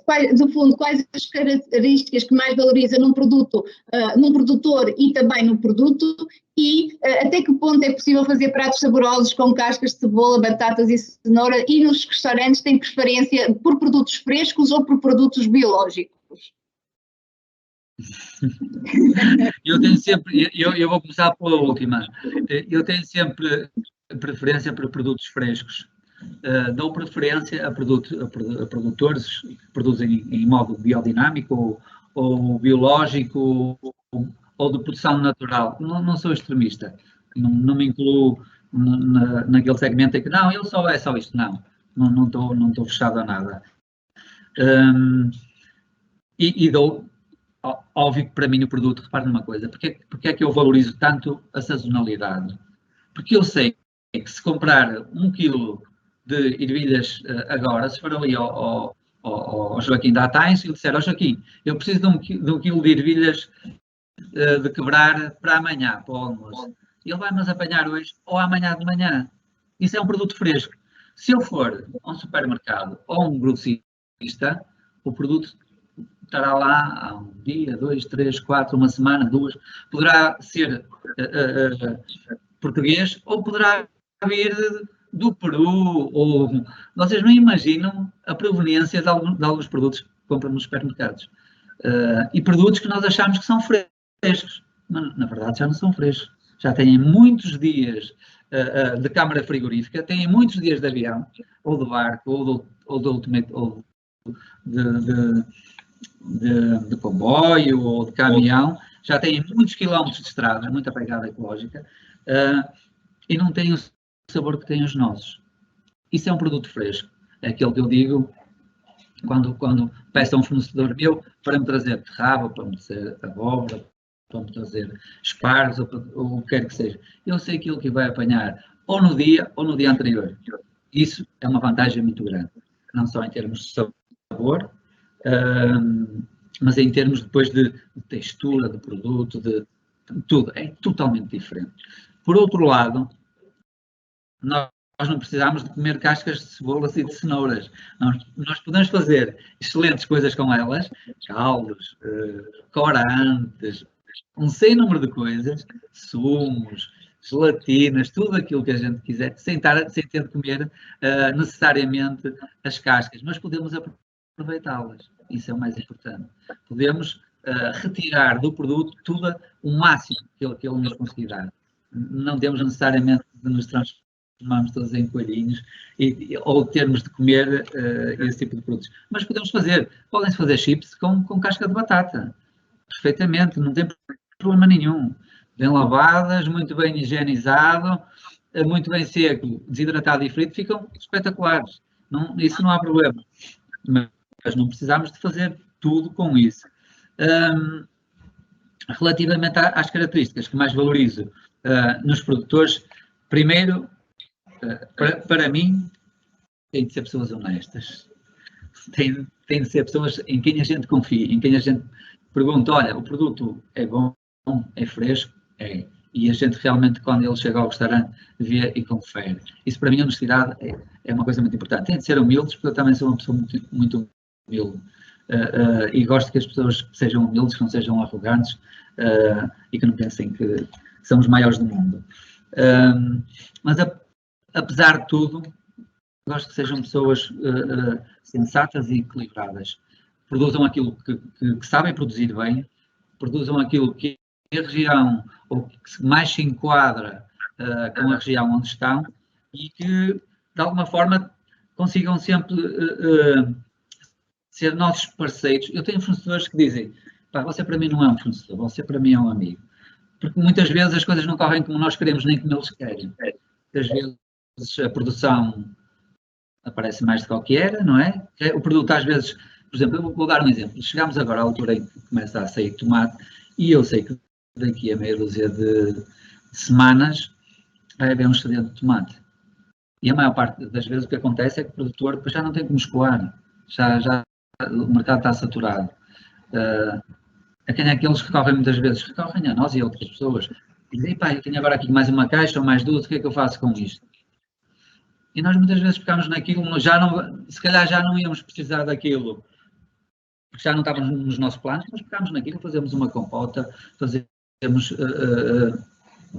picos, fazemos coisas que nos permitem dar mais vida àquele produto. Já não ia ter vida, ou ia fora, ou ia para os animais, o que acontece muitas vezes quando os produtores têm um círculo fechado dentro da produção, que têm as produções, mas depois também têm animais que podem comer aquilo que já não conseguem vender. Mas isso é aquilo que nós queremos dos produtores e é aquilo que eles esperam de nós. É que quando eles estão à rasca, a gente os consiga desenrascar e os consiga de alguma forma, entre aspas, ajudar a escoar aquilo que se calhar já seria difícil. Muitas vezes é ao contrário. Muitas vezes somos nós que, de repente, precisamos de um produto à última da hora e o Joaquim, ou o Paulo, ou o Pedro, a gente liga e ele diz, não te preocupes, eu daqui a meia hora estou com o produto. Esta é a vantagem que nós temos que estarmos associados aos produtores locais. Se eu ligar para o grossista, ele diz, o meu caminhão só vai amanhã ou daqui a 2 dias. Por isso, até lá, oriente-se. Penso que já está respondido. Muito bem, sem dúvida. Mais uma vez agradeço, em nome da Escola de Hotelaria e do Turismo também de Portugal, a sua participação. É sempre muito valioso termos pessoas que têm essa experiência e esse conhecimento e consigam e que queiram também contribuir e ajudar para a educação e para a formação também dos nossos futuros profissionais e dos profissionais também que nos estão a assistir. Por isso agradeço mais uma vez então a sua participação. Muito obrigado. E bom trabalho para todos. Muito obrigada, muito obrigada. Obrigado. Uma questão agora para si.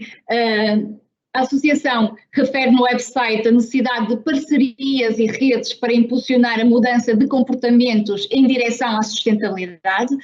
De que forma essas redes podem estimular as mudanças e que tipo de redes existem a nível de restauração e a nível de turismo? Muito obrigada. Ora bem, nós temos trabalhado, quando começamos assim a mergulhar mais na alimentação, fizemos parte de um grupo que foi promovido por uma entidade aqui em Lisboa, que é a Rebundance, que vem de Renewable Abundance, por isso abundância renovável, e trabalha bem essa perspectiva, e juntou um grupo de 50 pessoas que se reuniu regularmente durante 15 meses para falar sobre o futuro da alimentação. Isto aconteceu em 2018, caminhar para 2019, e foi uma experiência mesmo muito, muito rica, que juntou desde chefes de cozinhas, a ativistas, a psicólogos especializados, não é, em obesidade infantil, voluntários do ReFood, novos negócios, não é, trabalhar a valorização da clorofila, portanto, toda esta área, a parte de investigação científica também, nós, enquanto ativistas, assim, lixo zero e associações, e, portanto, essa riqueza de 50 perspectivas diferentes, não é? Gerou discussões muito profundas e que conseguimos criar pontos de convergência, acima de tudo, como é que se diz, que todos concordávamos, não é? Estava a faltar a palavra. E criamos a partir daí um manifesto para a evolução alimentar. Foi um processo muito, muito interessante, que nasce então dessa convergência, não é, de ideias e dessa crença que existe um caminho para a prosperidade maior do planeta e que parte das escolhas alimentares e de todo o processo, não é, desde a produção até ao consumo. Eu posso depois colocar aqui no chat o link. Confluímos, no fundo, em uma série de princípios e depois temos várias histórias e cases à volta deles. E, curiosamente, estes encontros aconteceram todos na Escola de Hotelaria de Lisboa, onde acabamos também por nos envolver e atuar, não é, com várias ações de sensibilização, e com quem estamos também a conversar num futuro próximo, de integrar mais toda esta riqueza de perspectivas nos próprios currículos e na transição da escola para esse tal exemplo que eu falava antes, não é? Com todos os desafios que tem, que é realmente a prática estar a par das exigências da teoria. E pronto, isso é um ponto de partida, e acima de tudo isto criou um grupo que está em contacto permanentemente, temos o nosso grupo do WhatsApp, etc. E qualquer necessidade ou qualquer ideia nova, não é, que algum tenha, tem este apoio de 50 pessoas com diferentes perspectivas, e criam uma rede de entreajuda muito forte. Estamos agora envolvidos um seminário que vai acontecer dia 17 de julho, coloco depois já a seguir também, peço desculpa, não tenho, quando acabar de falar eu ponho os links todos, está bem? Que é sobre o futuro do granel em Portugal, e isto vai ter um impacto muito grande.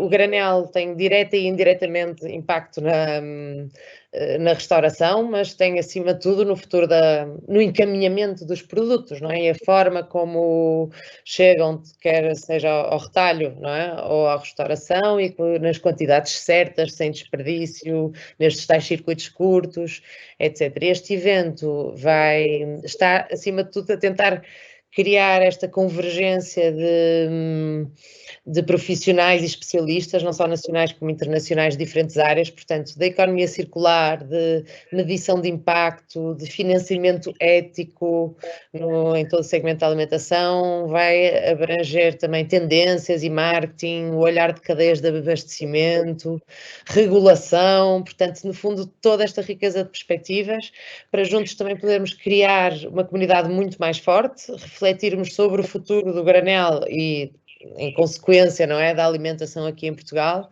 e sobre o impacto e a responsabilidade de caminharmos juntos, não é? E, acima de tudo, preparar também o terreno para se constituir mesmo uma associação profissional para todos estes interessados no futuro da alimentação em Portugal. Portanto, está a ser promovido pela Maria Granel, e eu coloco já agora aí o link a seguir, convido-vos todos a participar. Outra rede em que que também indiretamente tem impacto, em que colaboramos, é com o Pacto Português dos Plásticos, que reúne toda a cadeia de valor do plástico, mas que está muito, muito presente, não é, no setor da alimentação. Integra, acima de tudo, pronto, este olhar da economia circular. Tenho várias críticas também aqui a fazer, mas tem havido um esforço conjunto e pela primeira vez de toda a cadeia, não é? Desde o produtor à distribuição, aos retalhistas, de começar por identificar, por exemplo, tudo que está em excesso nas embalagens, tudo que não é reciclável e possa ser eliminado, e passar depois para uma fase seguinte de pensar em conjunto melhores estratégias de reutilização, não é? De embalagens, que é para também diminuir todo este, como é que se diz, este rastro, não é? Que se deixa nas cadeias. E isso tem sido bastante interessante e permite também trazermos este olhar também mais de ativismo, não é? Para a própria cadeia de valor. Em termos de restauração, ainda não conheço nenhuma rede. Nós temos em projeto aqui, enquanto associação, também a criação de uma rede lixo zero, no sentido de uma plataforma até online, mas não é para partilha de informação, mas mesmo para a criação de projetos piloto comum e para trazer possibilidades de financiamento, possibilidades de sinergias, mas ainda não conseguimos alavancá-la, temos tentado, mas está aqui nos nossos próximos objetivos.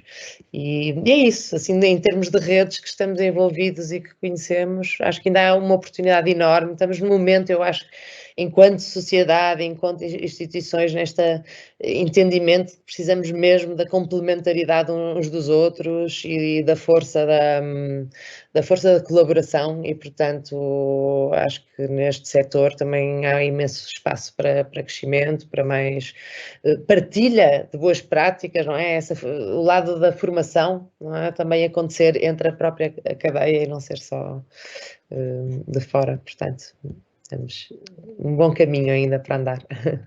Muito bem. Muito obrigada, então, por quando colocares os links, está bem? Vou colocar aqui.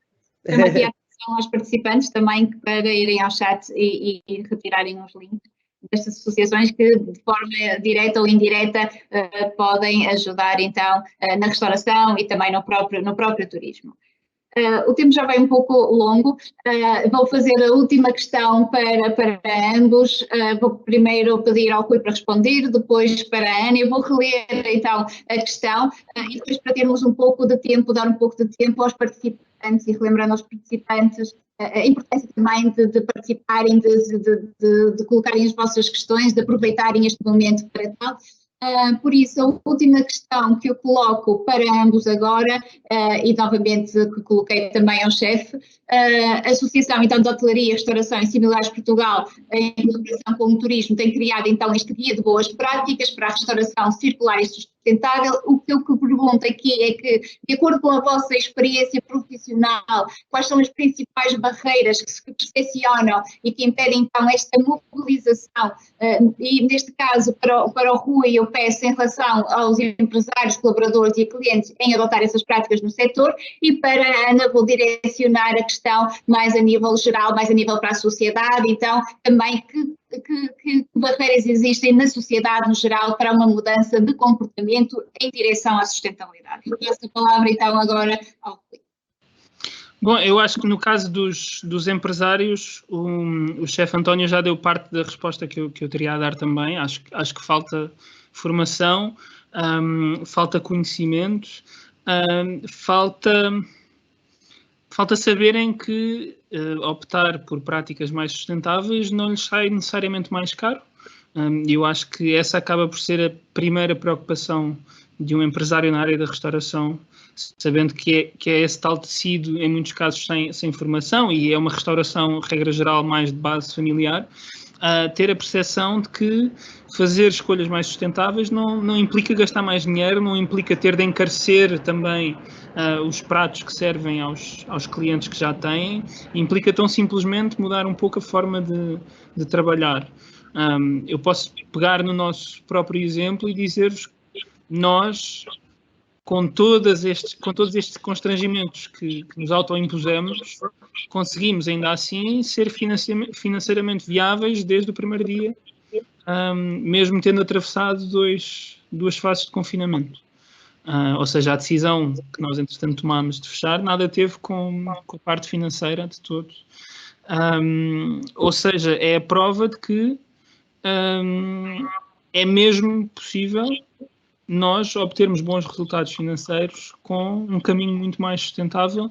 É óbvio que nós vamos poupar, por exemplo, no nosso caso, nós poupámos muito no food cost. O nosso food cost bate provavelmente o de qualquer restaurante que possa existir. Eu não vou dizer em Portugal, mas se fizermos em termos percentuais, se calhar estamos no 1% do food cost mais baixo. Por outro lado, obviamente que exige um trabalho um pouco mais cuidado em termos de recursos humanos, o que acaba também por encarecer, ou seja, não é tudo poupança neste sentido, poupamos no food cost e investimos mais nos recursos humanos, porque obviamente requer, e isto leva-me a responder também em relação aos colaboradores, requer também um conhecimento e uma subscrição dos valores que são apresentados e que são promovidos, porque de nada serve, e nós tivemos infelizmente um outro exemplo disso, de nada serve uma pessoa com a melhor das formações, na melhor escola de hotelaria que possam encontrar, se depois os valores não estiverem minimamente alinhados com aquilo que é o caminho que o restaurante está a seguir. Ou seja, é importante também haver essa consciencialização dos colaboradores, desde logo no momento em que o estamos a trazer para dentro da empresa, porque caso contrário, mais do que um valor acrescentado, vão ser uma fonte de entropia e vão travar essa evolução positiva que o restaurante possa estar a ter naquele momento. E em relação aos clientes, é muito importante comunicar com eles, porque um pouco, indo ao encontro daquilo que o chefe António também disse, estando a sustentabilidade na ordem do dia, como é óbvio, nós podemos usá-la como uma ótima ferramenta de marketing. Mas acima de tudo, eu acredito que nós podemos usá-la como uma ótima ferramenta educacional. E nós fizemos muitas das vezes bandeira das opções que tomamos, mas sempre com esta ideia de que, ok, no momento em que arrancámos, éramos o único restaurante sem caixote do lixo de Portugal, um dos únicos do mundo, mas o objetivo sempre foi que o quanto antes deixássemos de ser o único e que, se tudo fosse possível, daqui a muitos anos, provavelmente, não será assim tão depressa, todos os restaurantes fossem sem caixote de lixo. Ou seja, do ponto de vista competitivo, isto pode não fazer muito sentido, mas é a maneira como eu acho que as coisas devem funcionar e os clientes podem ter também um papel fundamental nesse caminho ao serem informados das práticas que os restaurantes têm e, por outro lado, a exigir essas práticas dos restaurantes onde vão. Ou seja, se eu for a um restaurante e souber, obviamente para isto é preciso ter um conhecimento um pouco mais sólido, mas se eu for a um restaurante e me for apresentado um prato onde eu vejo que há ali alguma coisa que não faz sentido nenhum, no sentido em que estão a utilizar um produto que vem de muito longe, quando há um produto cá, estão a utilizar apenas uma parte do produto, quando há outra parte daquele produto que foi provavelmente descartada e que poderia também ter sido incluída no prato, quer dizer, se os próprios consumidores começarem a dar esses indicadores, eu acho que os próprios restaurantes vão evoluir muito mais positivamente. Agora, para os clientes também há essa percepção do valor e do custo associado a uma restauração mais sustentável. Há sempre a percepção de que é tudo muito mais caro. Posso dizer também que várias vezes nós tivemos clientes surpreendidos pelo facto de uma refeição à nossa mesa não ter um custo muito, muito fora daquilo que é a média da restauração em Lisboa. E isso ser também uma boa forma de quebrar essa barreira, porque de facto existe essa percepção de que a alimentação mais consciente, com produtos mais de origem biológica, que tem tendência a ser muito mais cara, mas como o chefe dizia há pouco, se comprarmos os produtos na sua época certa, em muitos casos, os produtos biológicos chegam a ser mais baratos do que os convencionais. E cheguei a ter essa experiência, eu acho que o verão passado, quando eu andava a comprar produtos biológicos aos produtores com quem trabalhava, a preços muito mais baixos do que aquilo que eu via depois em supermercados, em grandes superfícies de produtos de agricultura intensiva ou super intensiva, mas produtos equiparáveis, ou seja, é preciso desmistificar também esta dimensão do preço e do custo para que haja uma correspondência cada vez maior entre a necessidade de oferecer essa restauração mais sustentável e estimular esta procura também por um caminho mais sustentável ele próprio. Muito bem. Ana. Boa resposta, então. Boa. Bom, subscrevo tudo, agora também o que o Rui disse, tanto a nível, não é, das contas, lixo zero, e até a percepção de que se fizerem as próprias coisas em vez de comprar feito, muitas vezes também há uma grande vantagem, não só em termos de qualidade, não é? Mas também de valor, e muito importante a cadeia de valor estar alinhada com a cadeia de valores, não é? Acho que é mesmo crítico. Gostava de trazer aqui um tema que é assim bastante atual, que é o tema dos descartáveis, não é? E agora a implementação da Diretiva de Plásticos do Uso Único, que tem uma implicação direta com a restauração, e acredito que, pronto, já havia aqui uma expectativa grande, Portugal ia ser muito antes da Europa, etc., mas finalmente agora vai entrar em vigor, apesar de que acho que ainda não foi publicado em Diário da República, mas houve um desperdício de oportunidade enorme, que foi retirar o plástico do uso único, mas não atuar a nível de todos os descartáveis. Isto deixa aqui um espaço gigante para a substituição do plástico por papel, por compostáveis, por bambu, etc., e que não vão diminuir a produção de lixo, vão apenas deslocar o problema para outro setor, muitas vezes até com um impacto ambiental maior. Portanto, é necessário neste momento, já que a nível legislativo não houve essa coragem, essa ambição de atacar os descartáveis, não é? Que haja uma proatividade muito grande a nível da restauração, não é? Dos cafés, tudo, para tentar não cair na tentação da substituição, que normalmente até tem um peso maior em termos económicos, não é? Porque normalmente até é mais caro o papel. Agora o Covid foi um exemplo terrível de como, não é? Houve um problema, voltamos logo aos descartáveis sem pensar se realmente era a melhor solução e se teria um impacto na saúde das pessoas ou não. Foi assim um tipo larga não sei quantos anos de educação e décadas de educação ambiental, mas pronto, agora está-se aqui a voltar um bocadinho, e há aqui várias entidades e até mesmo as próprias associações ambientais estão-se a unir numa frente forte mais conjunta para tentar maior claridade e maior exigência e não andarmos neste passo de caracol e a deslocar o problema para outros lados, não é? Mas naturalmente os consumidores passam a ter novos direitos, consumidores, não é? Assim, clientes, ter acesso à água da torneira nos restaurantes, poder levar os próprios recipientes para supermercados ou a nível do takeaway, e portanto isso vai ter impactos bons, mas que haja mesmo mais proatividade e não cair nessa tentação. Outra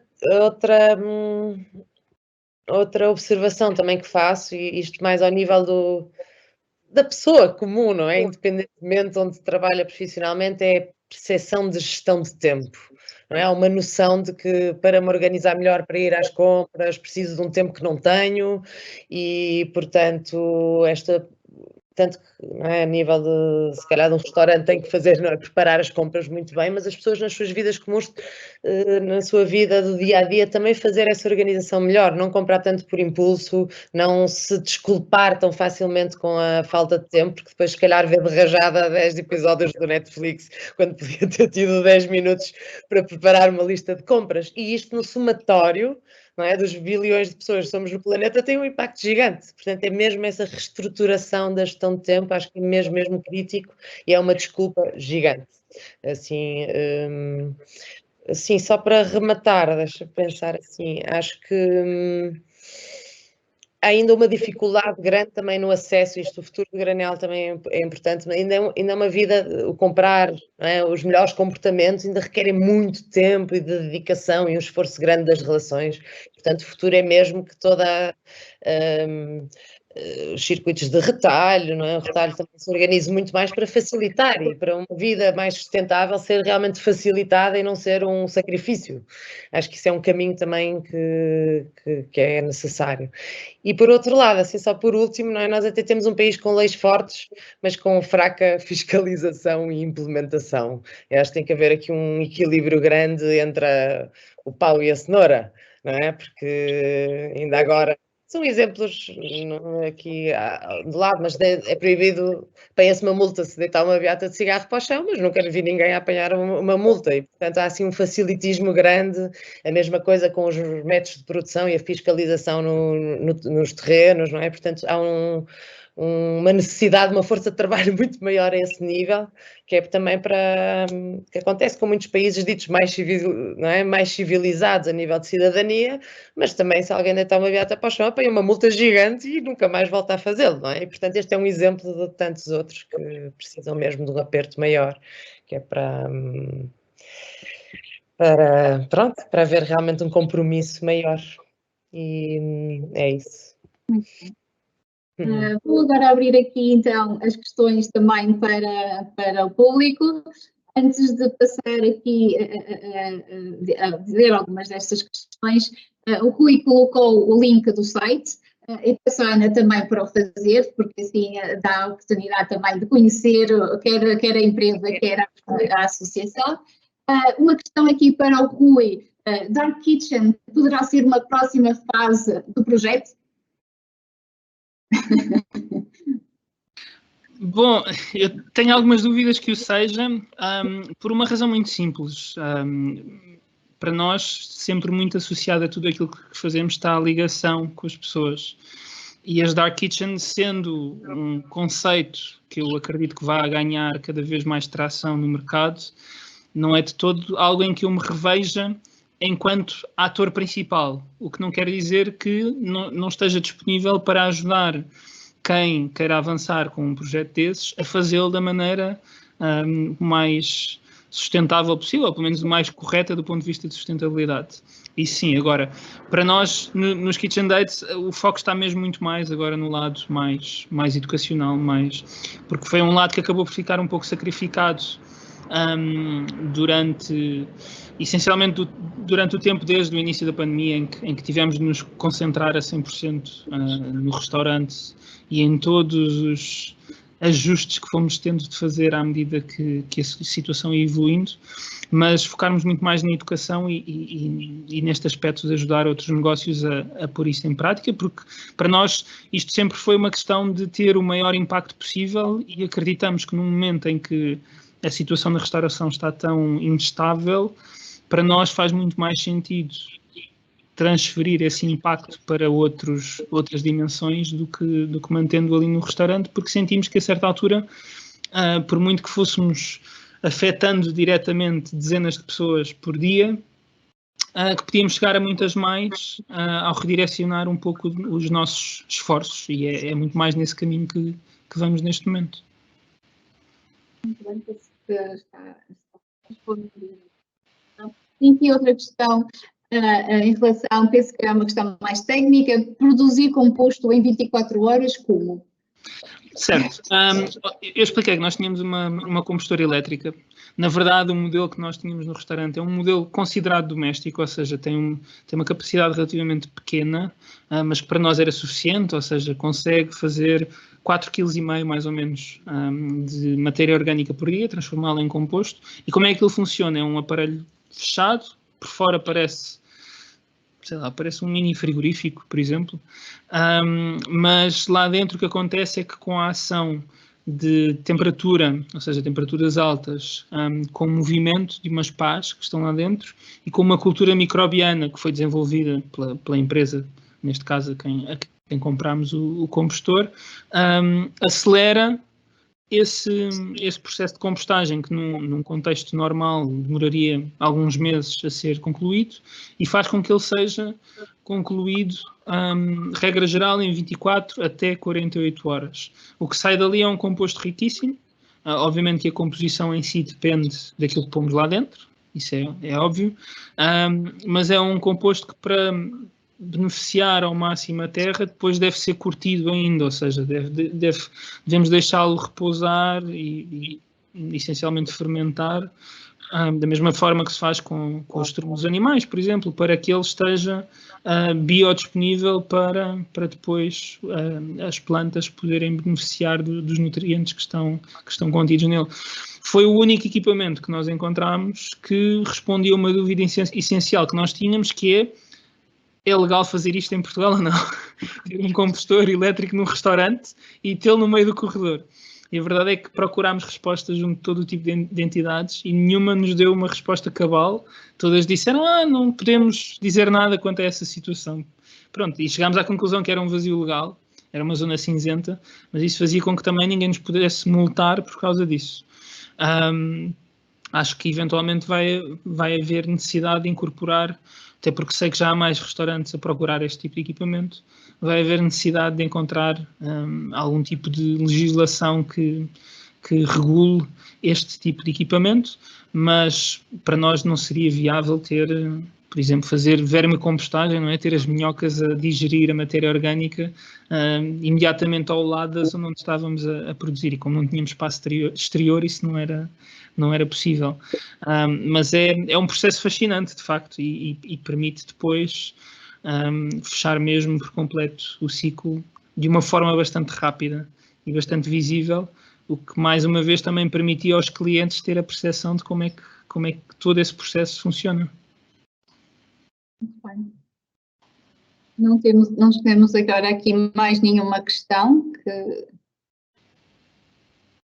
para colocar, por isso quero agradecer à Ana Salcedo e ao Rui Catalão também toda a disponibilidade, toda a informação que passaram, a oportunidade também de mostrar na prática os conceitos da sustentabilidade e de uma aprendizagem também com pessoas com experiência na área, que fundamenta realmente a importância de falarmos sobre o turismo e também de o praticar. Quero agradecer a todos pela participação, por estarem também aqui connosco até ao final.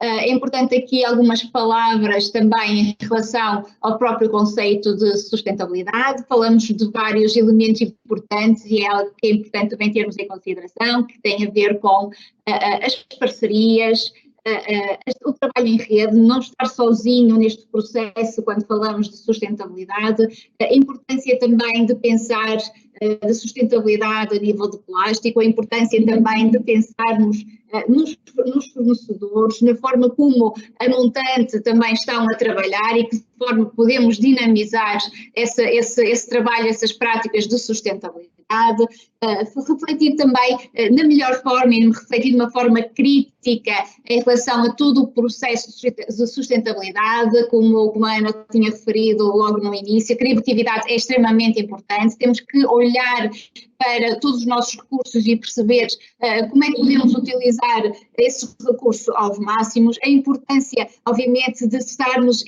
a trabalhar com os colaboradores num processo de uma cultura empresarial relacionada com a sustentabilidade, e tudo isto é um processo, como estavam a referir há bocado, é um processo contínuo, que está, obviamente, a evoluir em Portugal e que precisamos de todos, de tudo e de todos, para realmente, mais cedo possível, se consiga contribuir para a sustentabilidade e que o turismo tenha um papel relevante, dado que também tem os seus impactos bastante negativos nos destinos, tem um papel realmente muito relevante também com a sustentabilidade para melhorar o equilíbrio dos destinos e dar, então, o bem-estar às comunidades e também a proteção ambiental.